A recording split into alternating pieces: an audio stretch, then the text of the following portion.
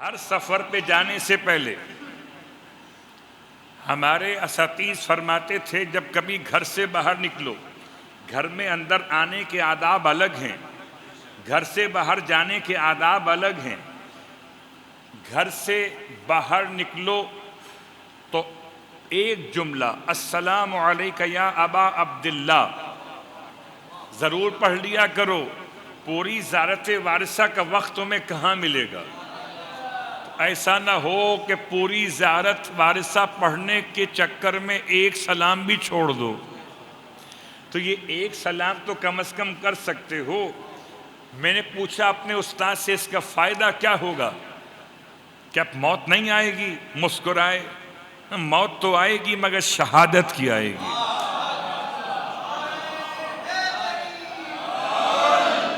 موت تو آئے گی۔ اللہم صلی علی محمد وعلی۔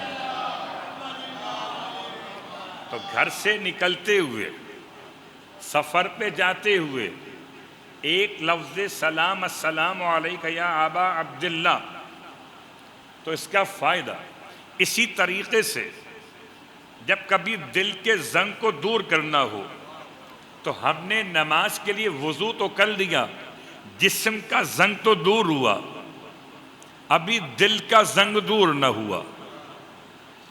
وضو کیا تو جسم کا زنگ تو دور ہو گیا، نہ یہاں غصہ رہا، نہ یہاں انتقام کا جذبہ رہا، نہ قدموں میں کسی کو ٹھوکر مارنے کا حوصلہ رہا، نہ مزاج میں تکبر رہا، مسح مکمل ہو گئے۔ تو جسم کا زنگ تو دور ہوا، دل کا زنگ باقی ہے۔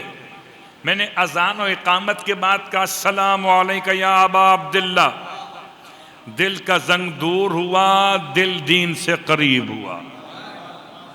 اب پڑھیے الحمدللہ رب العالمین، اب کہیے اہدنا الصراط المستقیم۔ تو اسی اعتبار سے انسان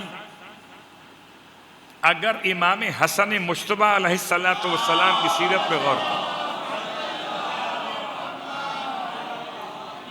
تو امام نے ہدایت کے مسئلے کو کتنا شائستہ اور آسان بنایا، قدم قدم پر رہنمائی ہے۔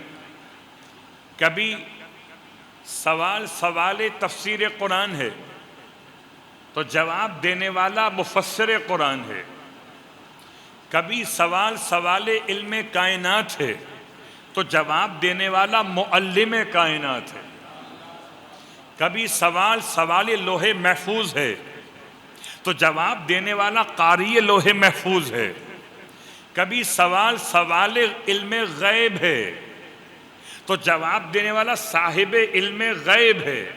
اللہ اکبر۔ کبھی سوال کرنے والا دستے سوال مال کے لیے پھیلا رہا ہے تو عطا کرنے والا اپنے خزانوں کے منہ کھول رہا ہے۔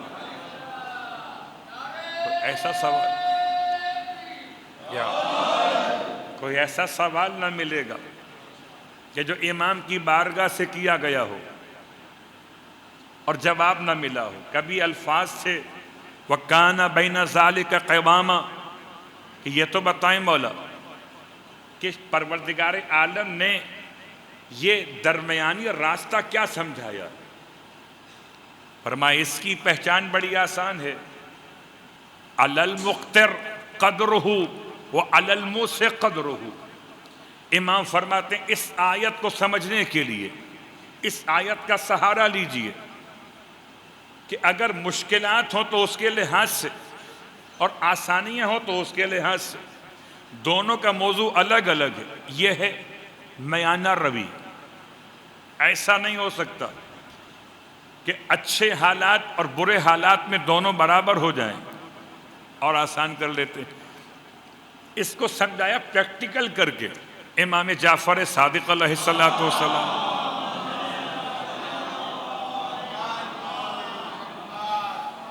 کبھی کبھی ہم پریشان ہوتے ہیں نا کہ یا تو افراط ہو جاتا ہے یا تفریط ہو جاتی ہے۔ افراط اور تفریط یعنی بخل یا اسراف، حالانکہ یہ بہت تفصیلی موضوع ہے۔ بخل ہر ایک کا برابر نہیں ہوتا.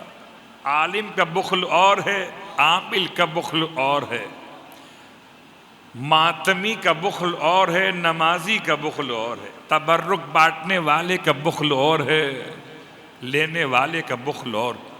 تو جیسے جیسے منصب تبدیل ہوں گے ویسے ویسے بخل کی تعریف بدلے گی. اور ایسے ہی اسراف میں بھی ہر ایک کا اسراف الگ ہوگا.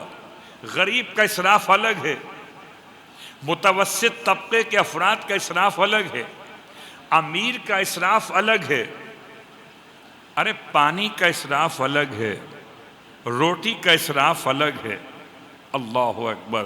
ان تمام مسائل میں جب امام سے پوچھا گیا بولا یہ درمیان کا راستہ کیا ہوتا ہے؟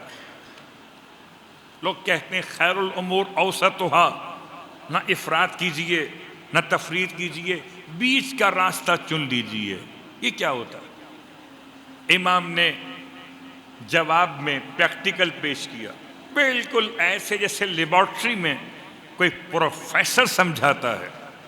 کیا سمجھائے گا کوئی پروفیسر کسی طالب علم کو جو حجت خدا خلق خدا کو سمجھا گئے؟ آپ نے اچھا لیبارٹری میں پریکٹیکل کرنے کی لیبارٹری چاہیے، تمام انسٹرومنٹس چاہیے، یہاں تو کچھ بھی نہیں چاہیے. امام خاک پر بیٹھ گئے، سامنے والے کو بٹھا لیا، آپ نے اپنے دست امامت کو بڑھایا اور اپنی مٹھی میں خاک کو بھر لیا، ریت کو بھر لیا، اور ریت کو بھر کے بڑی شدت سے انگلیاں بند کر لیں. ایسے بند کی کہ ایک ذرہ بھی اب نکل نہیں پا رہا. بہت غور کیجئے گا. فرمایا یہ ہے بخل کہ جو ملے اسے پکڑ کے رکھو، ایک ذرہ بھی نکلنے نہ پائے. بہت غور کیجئے گا. پھر امام نے اپنے دست مبارک کی بند انگلیوں کو پورا کھول دیا. جیسے ہی پورا کھولا تو جتنا ریت کے ذرات تھے سب گر گئے. اسراف ہے. پھر اٹھایا ریت کو اور اٹھا کے نہ پورا سخت بند کیا نہ پورا کھولا، بیچ میں رکھا. کچھ ریت گری، کچھ باقی رہ گئی. فرمایا یہ ہے درمیانی راستہ کہ نہ سارا جائے نہ سارا رہے، کچھ جائے کچھ رہے. یہ خیر الامور اوسطها. یہ ہے معیشت کے اعتبار سے. بہت ساری مثالیں ہو سکتی ہیں. تو جب کبھی کوئی سائل ہدایت سمجھنے کے لیے ہاتھیان برحق کے پاس پہنچا تو راستہ بتایا گیا.